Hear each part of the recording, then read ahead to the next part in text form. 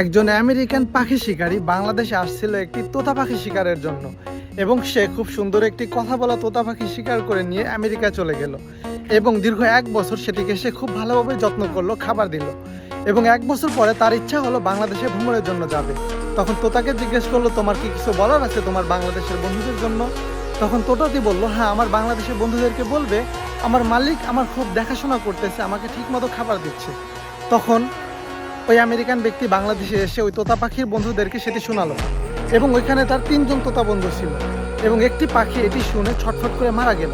তখন আমেরিকান ব্যক্তিটি কিচ্ছু বুঝতে পারলো না, সে ভাবলো এমনটি কেন হলো। তখন সে আমেরিকায় ফেরত গিয়ে ওই তোতাকে বলল, তোমার বন্ধুকে আমি ঘটনাটি শোনানোর পরে তোমার বন্ধু তো মারা গেছে। এই কথা শুনে ওই তোতা পাখিটিও মারা গেল এবং আমেরিকান ব্যক্তিটি ভাবলো হয়তো ওর বন্ধুর মৃত্যুর খবর শুনে ও মারা গেল। তখন ওকে ডাস্টবিনে ফেলে দিল।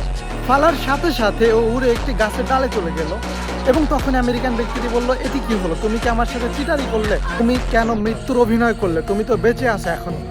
তখন তোতা বলল, আমার ওই বাংলাদেশের বন্ধু আমাকে শিখিয়েছে যে যদি তুমি খাঁচার বাইরে যেতে চাও তাহলে বেঁচে থাকতেই তোমাকে মৃত্যুর অভিনয় করতে হবে, তোমাকে বেঁচে থাকা অবস্থায় মারা যেতে হবে। এবং হ্যাঁ, এই ঘটনা থেকে তুমি কি শিখলে অবশ্যই কমেন্টে জানিয়ে যাবে।